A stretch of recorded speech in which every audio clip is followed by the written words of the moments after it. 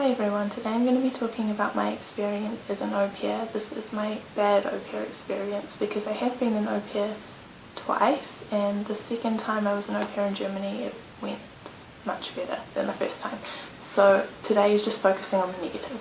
When I was 19 I decided that it would be a great idea to be an au pair because I wanted to travel and I wanted to look after children, I wanted to get experience and I wanted to live in another country. So I made a profile on Great Au Pair. It's a website where you make a profile as an au pair or as a host family searching for an au pair or a nanny, and then you can find a family that matches with you. And you can email them and you can Skype them. And that's what I did with a family that was based in Torino, Italy, and they had 3 boys. They were 2, 5 and 6. The first mistake I made was that I wasn't careful in which family I went to. I just kind of thought, oh, it will be okay, it will work out, it doesn't even matter what the family is like. But it actually does. I didn't think about how many hours I was going to be working, I didn't think about how many children I wanted to look after, I didn't even really care about which city I was in, I just wanted to go anywhere. So in that way I don't think I was selective enough, and I don't think I just didn't think about it at all. I didn't think about it enough. I was way too naive about everything. So that was my first mistake. So I got to Italy, I went to this family, and the host mum was crazy. She was really controlling. Like, I'm not going to say every single thing that she did, but the main reason why I couldn't stay in that family were because she was really controlling.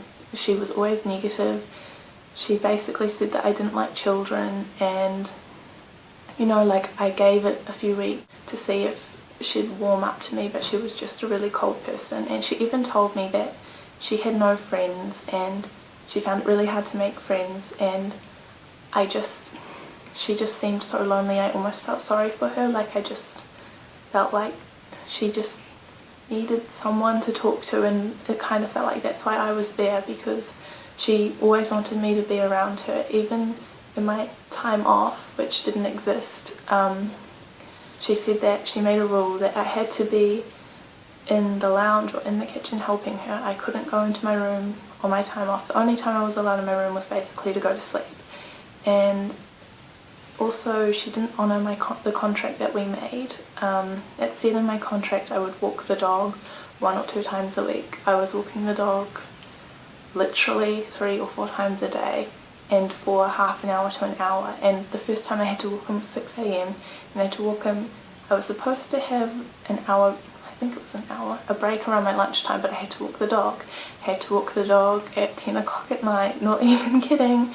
So the dog became a big part of my job there, which is fine, but I would have liked to know that before, and I feel like they were just kind of adding more and more and more jobs to my schedule.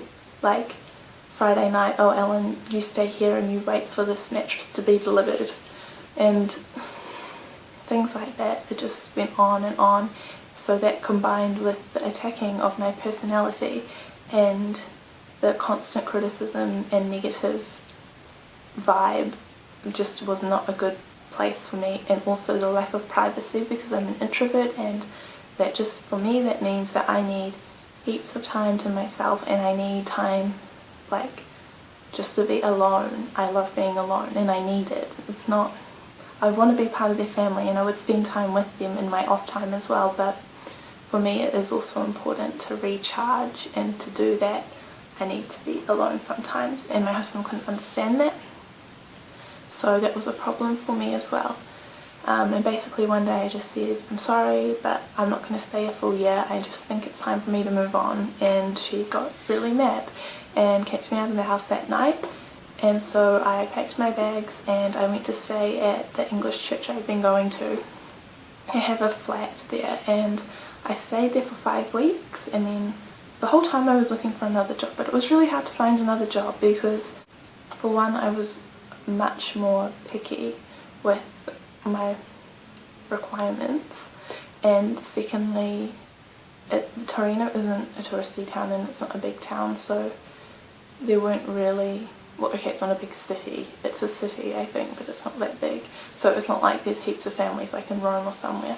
So yeah, it took a while, but after 5 weeks I got a job, and I got a job as a live-out nanny, which suited me so much better because I had my own apartment and I lived 5 minutes walking from the house, and I'd just walk there in the morning and walk back to my apartment for lunch and walk back after lunch and walk back at night, and that was good because the family didn't care about what I did in my free time, and that's the way I like it, quite frankly. And yep, so after a few months of that I just went home to New Zealand anyway because I wanted to study, and yeah, that's my story. So basically, to sum up, I would say that sometimes it just doesn't work out, whether it's personality clash, whether it's miscommunication, like stuff like that happens. It's not the end of the world. It's not the end of the world if you have to leave your au pair job early. Just when you're selecting a host family, be wise about it. Use your wisdom and use your intuition, and make sure you think about what you want before you jump right on in there like I did, because I think I talked to my host family in July. They wanted me to come in August, but I couldn't because there was a problem with my visa, so then I went in September. Like, it was just really fast, and I didn't even think at all about what I wanted or about what it would really be like. I just was so focused on doing something. So yeah, think about it, take your time, and wait for the right host family for you. And yeah, and I'm sure you can have a really good year as an au pair. I've heard of people having amazing years, like the best year of their life, and then I've heard of people having really traumatic experiences and hating it, and then there's just people in the middle like me who kind of got out of a situation that wasn't completely right for them, and you know, at the time it was bad, but now I look back, it was like 4 years ago, and I think that was nothing, and I'm glad I went through it because I think I grew as a person. So even in the bad situations, you can find something good. And I tried to, and then 4 years later I was in Germany as an au pair, and that worked out fine, apart from the end, but that's another story. So yeah, that's it for now. Bye!